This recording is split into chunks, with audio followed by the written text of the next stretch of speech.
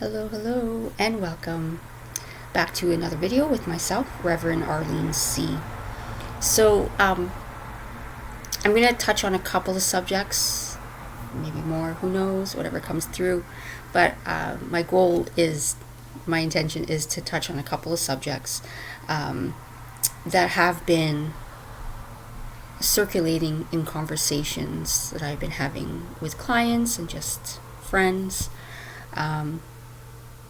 So it's interesting. So the first thing, and again, I'm going to use this, terminology only because it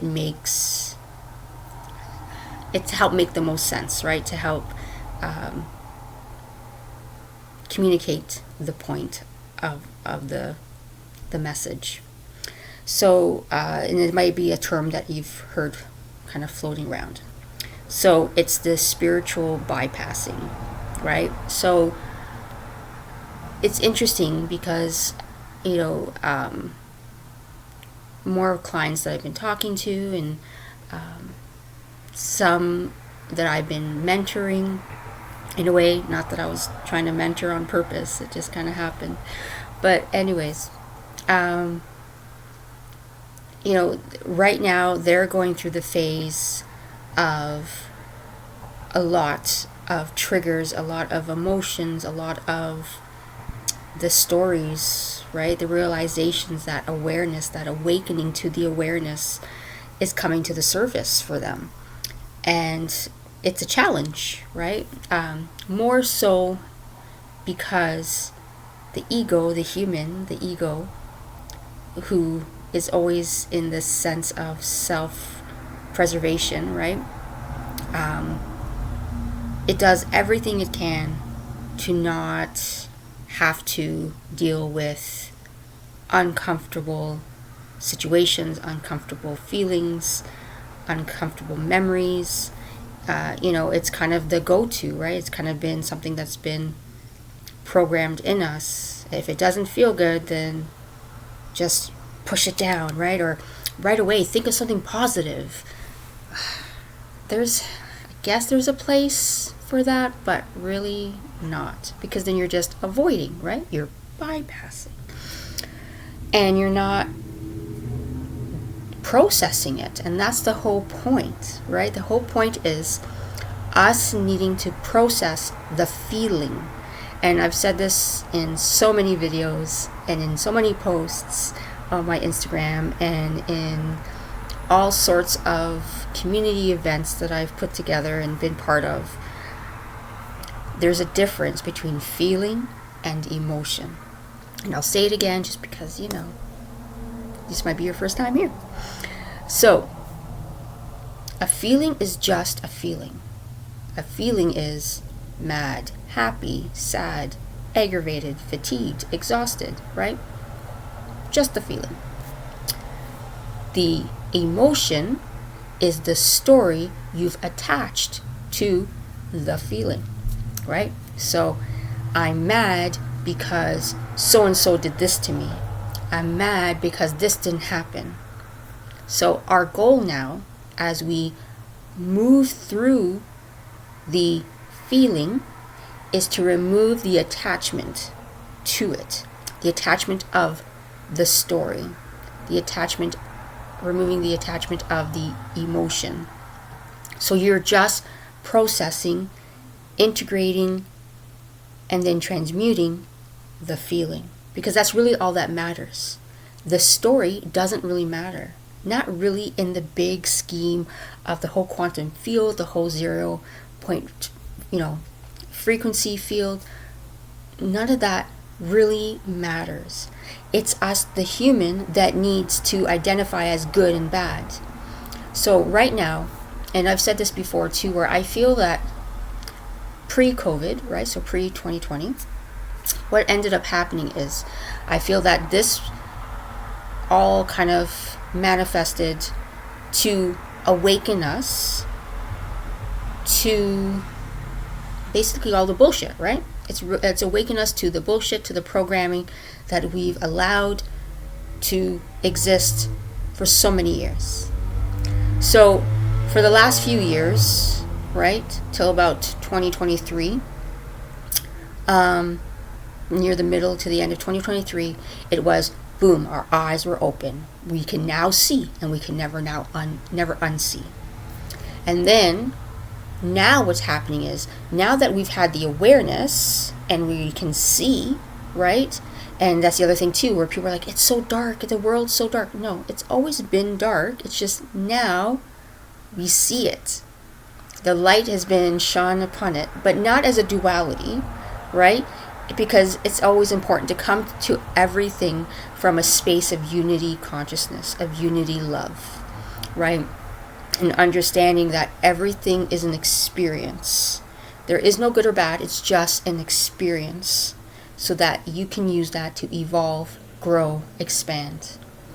So on understanding that. So, okay, so now we've gone through the part now where now we see, right? And like we said, now that we've seen, we can't unsee. So now the next few years, so mid 2023 to probably about 2027, even pushing to 2030, this is all about now integrating the feelings. So now it's about integrating the emotions. So we had it all here, we understand it, we see it, but now we gotta process it and let it all like just like not take over, but to really feel it. Let it move through our body. Let it move out and come to it, as you've heard often, from the lens of the observer, right? So really removing the attachment to it, right? So again, which is the emotion. So it's removing that attachment. We're not putting blame on anyone. We are just seeing what it feels like, what we've been through, and what it's felt like. And it's so important to allow this to happen. So if you're angry, be angry. Scream into a pillow. Go punch a punching bag. Get into your car. Drive to an isolated area and scream. But feel it. And just allow yourself to feel it. Don't try to fix it. And that's the other part, right? Because sometimes we get so lost in the work that you become exhausted in healing. So there's also that aspect too, where sometimes you can get too obsessed over it. And that too is like a whole nother ball game, where it's just like, no, there isn't always like, it's not about fixing it. It's not about figuring it out. It's about being it and letting it expand and move through. And when the time is meant to, you can then put the dots together and understand where these different little branches and connections come from. But it's not about fixing, right? So it's understanding too that it's not always about fixing anything. It's just about being in the process. Like I've said before, learning to be comfortable with the uncomfortable and let it move and expand. So I'm hoping that made sense. And of course, if you have any questions, leave it in the comments, and I'll do my best to try to expand a little bit more, or make another video and expand more on it. So which kind of brings me into the second part. And I remember years ago, I think I made a post about this, because I had the YouTube channel thing going, but I really wasn't active on it. So another thing that you hear often in what is called the spiritual community, I don't really know if I fit in any of those things. And like I said before, I don't like labels and putting myself in a box in any way, shape, or form. It's just, I'm just here. I'm me. But anyways, so something that often irks me when I hear it, and I still get that little bit of a twinge, but it's also about always how you approach what's like, is how you approach it, right? So like words, right? Like as we've said, words have frequency and vibrations, and they can amplify and trigger and activate specific things within us, right? So it was more about also coming in from that, and then I guess shifting how I was perceiving it, I guess is the best way I could describe it. And maybe this will help you, because because of the way it has been presented often in this so-called spiritual community, that just, to me, is another level of the spiritual bypassing, was in when everybody just throws out love and light, like it's rainbows and unicorns. No, it's not rainbows and unicorns, right? But when you really think about, right, when you connect to the God channel, basically, right? So when you connect to your God channel, which is your divine source, and you ask, what is this so-called love and light that people are tossing out there, making you think it's rainbows and unicorns, and everything's just hunky-dory, and when it's not, right? Not really. Like, and again, there is this beautiful sense, as much as you're in the chaos and the mess, because it does get very messy before you can see clearly. So it's almost like being the lotus in the mud, right? Like, there's this beautiful lotus that's in the mud, and that's kind of you, right? Where it's like there's this part of you where you can still see clearly in the muddy waters. You can feel the peace and the softness in that mud. I don't know, I'm hoping that makes sense. But okay, so when you connect to what the actual love and light means, is this. Okay, we are light, right? We are light. And light is love.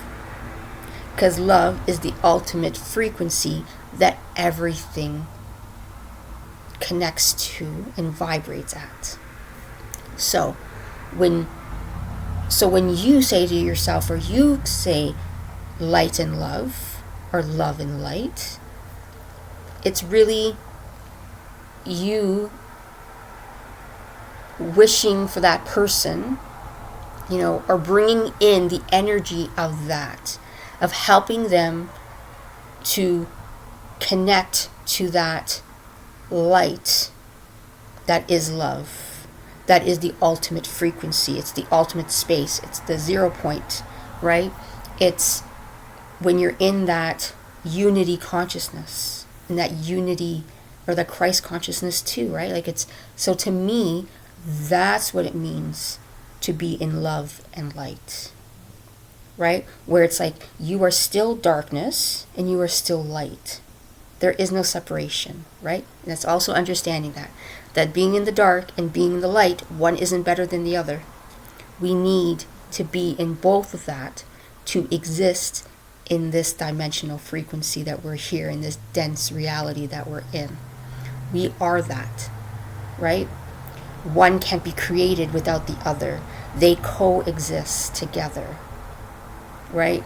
And that's what helps us to be anchored in to our divine source, because they're one of the same. It's just we see them as duality, or when it's not. It's just a polarity, but at the same time not even a polarity, because it's all connected, right? It's two heads of the same coin. So I'm hoping that makes sense. So when you think of love and light, try your best to not see it as, I gotta see everything as rainbows and unicorns, and it's all about suppressing my feelings instead, and just think of something positive instead. It's not that.